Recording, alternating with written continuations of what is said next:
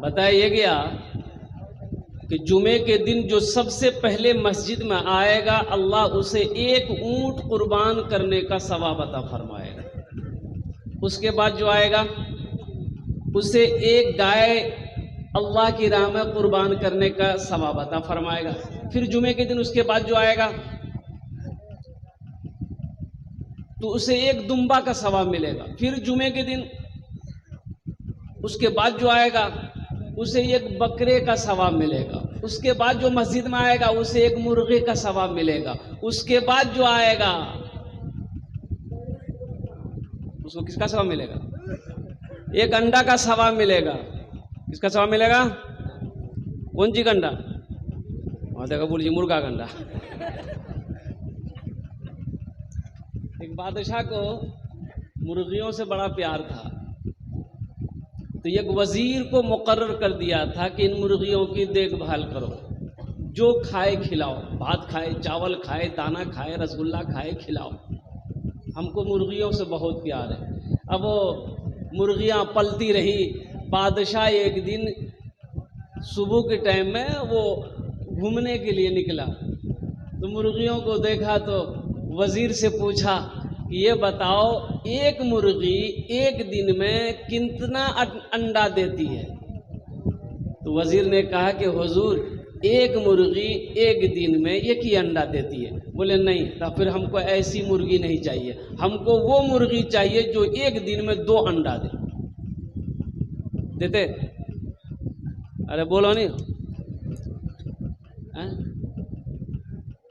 बादशाह चला गया। बादशाह बोला जो मुर्गी 2 अंडा ना दे उसको ज़िबा करो।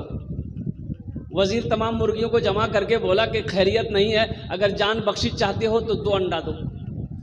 तो मुर्गियां डर से कोई सुबह 1 अंडा दी, कोई शाम को 1 अंडा दी।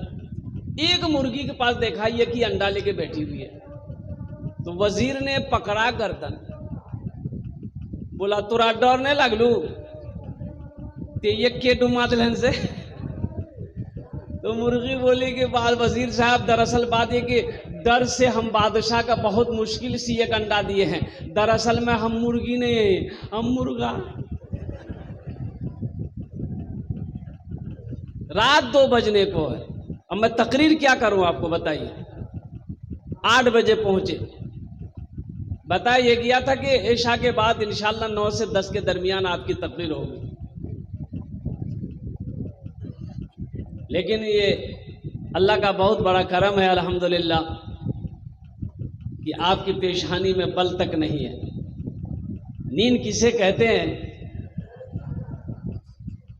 वो थोड़ी सी भी झलक नजर नहीं आ रही, ऐसा मालूम हो रहा क्या आप अभी अभी जलसे में आए। तो एक रिक्वेस्ट करवो, गुजारिश करवो, निवेदन करवो, यदि अपनारा मानबेन बोलबो, ना मानबेन बोलबो ना, बोलबो, अरे बोलबो, मानबेन। अगर दिक्कत ना हो, परेशानी ना हो, अगर जहमत ना हो तो थोड़ा थोड़ा आगे ना बढ़ जाइए। अल्हम्दुलिल्लाह जो सो गया उसको उठा दो भाई, थोड़ा थोड़ा आगे बढ़ जाइए, तो हिल जाइए, तो थोड़ा सा हिल जाइए, थोड़ा थोड़ा आगे बढ़ जाइए। हम ज्यादा नहीं कर रहे, थोड़ा थोड़ा आगे बढ़ जाइए। खाली ध्यान रहे किसी का हाथ किसी के जेब में ना जाए, जरूरी नहीं, थोड़ा थोड़ा हिल जाइए।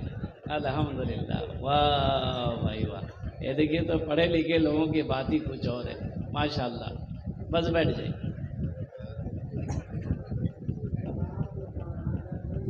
अभी हजरत अल्लामा मौलाना मुफ्ती वसी साहब दामद बरकातुहू ने बहुत अच्छी तकरीर करी। इस्लाह मुआशरा का जो तकरीर होनी चाहिए थी वो तकरीर करी। आप लोगों ने वादा भी किया कि इंशाअल्लाह हम लोग अमल करेंगे, इंशाअल्लाह अमल करेंगे। अच्छा, इंशाअल्लाह तो हम लोग बोलते हैं, यही ना बात है। जलसा तो हम लोग सुनते हैं, तकरीरें सुनते हैं, बयान सुनते हैं, अमल नहीं है, अमल नहीं है। अभी जहेज के ऊपर में अगर बयान हो जाए कि जहेज लेना हराम है, जहेज नहीं लेना है, कौन कौन नहीं लेगा, सब हाथ उठा देगा। अब कल्ले बारातगाह में जाकर शोरूम में मोटरसाइकिल कसवाएगा। बोला बात सही जी गलत जी? बोला भाई शराब पीना क्या है? बोलिए हराम है।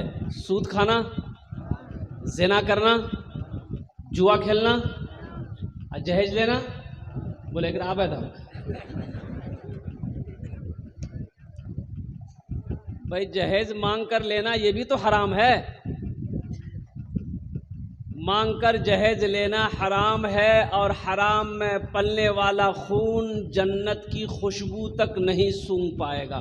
ये हम नहीं कहते, अल्लाह के रसूल की हदीस है। अल्लाह के नबी जनाब मोहम्मदुर रसूलुल्लाह सारे लोग बोले सल्लल्लाहु अलैहि वसल्लम के फरमान है कि जिस जिस्म के अंदर में हराम कमाई का खून दौड़ रहा है, वो जिस्म जन्नत तो पहुंचने की बात तो दूर है, उस जन्नत की खुशबू तक नहीं सूंघ पाएगा। जलसा तो हम लोग सुनते हैं, अमल है नहीं, तो अमल की नीयत से सुनेंगे तो इंशाअल्लाह बात असर करेगी। अगर अमल की नीयत नहीं है, सिर्फ ये है कि चलो अभी देखा मैंने, वहां आराम कर रहे थे मास्टर साहब के घर पे, अब वो क्या आराम, जो ना उधर सीटी बजा रहा था लड़का सा, बेचैन कर दिया। तो हमने अपने ड्राइवर से पूछा कि भाई ये लोग कौन है, तो बोली कि जलसा सुने ले लीजिए।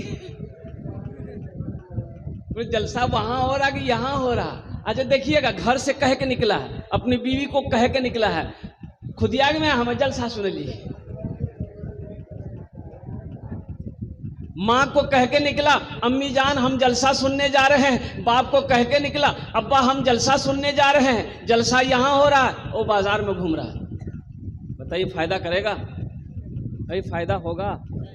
ये नुकसान है, ये नुकसान है। शरीयत का एक मसला है कि जब मस्जिद के अंदर में जगह खाली हो, मस्जिद के अंदर में जमात हो रही हो, अभी कोई एक आदमी आया कि नहीं मस्जिद के भीतर हम नमाज नहीं पढ़ेंगे, मुझे बहुत गर्मी लग रही है, बाहर ही नियत बांध के खड़ा हो जाएगा, उसकी नमाज होगी?